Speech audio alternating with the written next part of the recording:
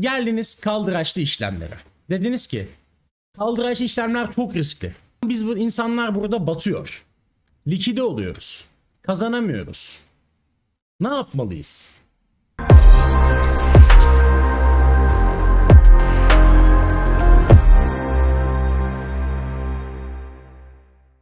Evet, şimdi size bir kod vereceğim. Ve eğer Binance'te daha önceden future işlemi yapmadıysanız %10'luk bir komisyon indirimi kazanacaksınız.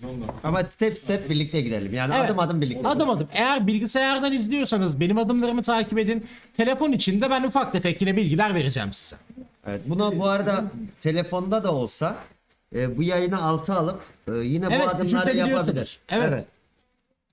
Önemli olan kısım sadece şu. Eğer Türkçe kullanıyorsanız bu kısmı göremezsiniz. Öncelikle Binance'inizi İngilizce kullanıma çevirmeniz lazım. Ne yapıyoruz? Bu ekrana geldik. Now we will hit derivatives part on the bottom top. Middle top.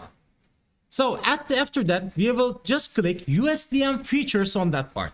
Ne yapıyoruz? Yukarıdan derivatives'e giriyoruz İngilizceye çevirdikten sonra. Ve buradan USDM features'ı seçiyoruz. Bastım. Ben de basıyorum. Sen de bas. Evet, bu arada yayını aşağı aldım ve devam edebiliyorum. Aynı anda. Evet bak. Muazzam. Hem yayından Features'a çıkmadın hem de onu baktım. yapıyorsun. Şöyle bak. Features'a bastım. Aynı anda ikisini de şöyle görebiliyorum. Muazzam mı oldu? Gayet İkisi güzel. de hiçbir şey kaçırmadım. Şimdi de then after that there's you can see in the right corner there is a open futures account. Şöyle. Şurada open futures account kısmı var bakın sağ tarafta. Buraya bir referans kodu yazarsanız burada bir indirim kazanıyorsunuz. Yazalım. If you write here just Turkey with the lowercase you will get 10% discount on your commissions. Evet, sonrasında Şöyle gösterelim hatta. Bakın şurada. Şurada. Yerini yazdık gösteriyorum. zaten. Şurada da yazdık. Bakın burada Turkey yazıyoruz. Ve buradan %10'luk bir komisyon indirimi kazanıyoruz. Sonra da Open Now'a basıyoruz. Buradan sonra şu tuşa bastığımızda tebrikler. Artık işlemlerimizden çok daha az işlem ücreti Buna bir ödeyeceğiz. alkış alır mıyız? Alırız. Alırız. Now guys, I will just show you on the mobile now. Hazır mıyız? Şimdi öncelikle mobile'ı İngilizceye almayı unutmuyoruz. Mobili de İngilizceye alıyoruz. Sonra burada en sağda wallet kısmı var. In the right corner there is wallet tab. Just we are hitting wallet in here and afterwards in the top left there is an overview part. Just hit overview in here and then afterwards sonra aşağıya indiğimizde burada USDM features'ın yanında activate tuşu var. Geldik aşağıya overview'a bastık ve USDM features'ın yanında activate'a basıyoruz. After that in the overview part in the USDM features part we will just hit activate. I just hit the activate. As same with the PC you can see referral part code part in here. Burada yine aynı şekilde bilgisayardaki gibi referans kodu kısmını görüyorsunuz. Buraya ne yazıyoruz? Her zaman zaten söylediğimiz gibi. Bakın ne yazdım buraya? Turkey. You just read the right Turkey in here guys. And afterwards when you hit the confirm you will get 10% discount again. Herkesin kafasındaki soru bu. Kaldıraçlı işlemlerden zengin olabilir miyiz? Bu soruların hepsi çok güzel. İşin kötü yanı olabilirsiniz. Bakın gerçekten olabilirsiniz. Ama aynı şekilde tüm varlığınızı kayıp da edebilirsiniz. Kötü yanı olabilirsiniz değil. İşin kötü yanı yani işin iyi yanı zengin olabilirsiniz. Kötü yanı tüm varlığınızı kaybedebilirsiniz. Aynen öyle. Bunun için de ne yapmanız gerekiyor peki? 1. Likidasyon seviyeniz. En önemlisi. Likidasyon seviyeniz minimum. Bakın minimum. Az çok tek yani eğer zaten kaldıraçlı işlem yapıyorsanız direnç işte bu destek vesaire bunları az çok bildiğinizi varsayıyorum bunları yaparken. En az likidasyonunuzun 2 direnç altta olması. Güçlü dirençlerden bahsediyorum bakın. 2 direnç altta olması gerekiyor. En az. Sıfırlayabiliyorsanız ne mutlu size. Sıfırlarsanız her şey çok güzel. Ha bu şekilde mesela tahmini atıyorum $1000 varsa 1300 dolarlık pozisyon açarsınız ve sıfır likidasyonu sağlayabilirsiniz. Paranız hiçbir zaman yok olmaz.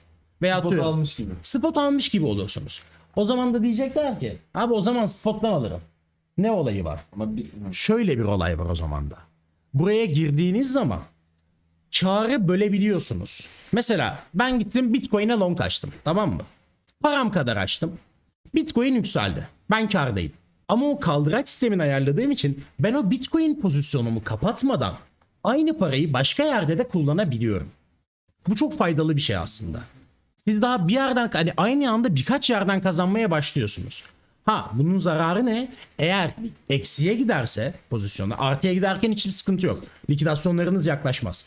Ama eksiye giderken likidasyonlarınız bu sefer sizin yaklaşmaya başlar. Ve eğer bir tanesi fazla bir zarara gelirse bu sefer birbirlerini tetiklemeye başlarlar. Arka arkaya bir bakmışsınız, bir anda 5 tane pozisyonunuz birden likide olmuş. patlamış. Aynen öyle. Sizin normalde sıfırda olan likidasyonu diğer pozisyonlarınız da tetikleyebilir. Eğer cross margin kullanıyorsanız. Onu da hatta ben şu şekilde göstereyim. Bakın. Burada neydi? İki farklı yerimiz var.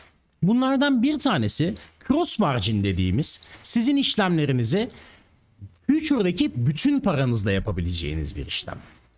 İkinci kısım ise sizin işlemlerinizi isolated dediğimiz, sadece koyduğunuz marginle yapabileceğiniz bir işlem. Bu da ne demek? Geldim buraya, ben Bitcoin almak istiyorum. Tamam mı? Ben eğer izole deyip buna, ops, ne demiş? Ha, şu anda şey kullandığımız için, zaten pozisyon açık olduğu için bunu değiştiremiyorum. İzole marjinde ben dedim ki 100 dolarımla 1000 dolarlık işlem açmak istiyorum. Tamam mı? Ben girip bunu çok rahat açabilirim. Ve eğer benim pozisyonum likide olursa ben maksimum 100 dolar kaybedebilirim. İçeride 100.000 dolarım bile olsa. Ama cross margin'e geçtiğimizde ben yine 100 dolarla 1000 dolarlık işlem açarım. Ama 1000 toplamda ne kadar olsun? 2000 dolarım olduğunu varsayalım veya işte 500 diyelim. 100 dolarla 1000 dolarlık işlem açtım ama benim içeride 500 dolarım var. Bu sefer benim 100 dolarlık pozisyonumu açar, geri kalan parayla beraber kalan parayı ben ne olarak kullanırım? Teminat olarak kullanırım. Yani derim ki bak, ben senden bu pozisyonu açtım. Benim param var ama benim kenarda bak bir 400 dolarım daha var. Eğer bu pozisyon sıkıntıya düşerse, benim zararım artarsa bu konuda buna sigorta olarak kullanabilirsin demek cross margin. O yüzden eğer başta ben mesela isolated margin kullanmayan biriyim. Çünkü kendimi ayarlamaya çalışıyorum.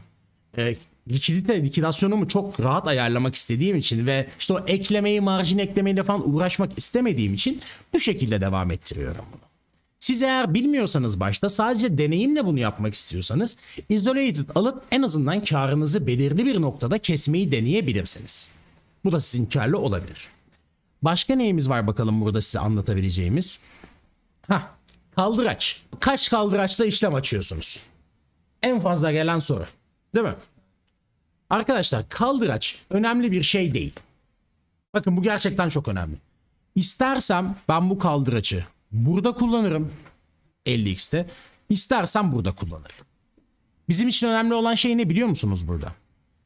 Şuradaki size. Ben 100 dolarla 10x bir işlem açıp bunu 1000 dolara çıkartabilirim. Bunun önemli olan ne oldu? 1000 dolarlık işlem açtım. Değil mi? 100 dolar ve 10x kaldıraçla. Peki 50 dolarla 20x açtım diyelim. Aynı şey. Bakın, hiçbir şey değişmedi.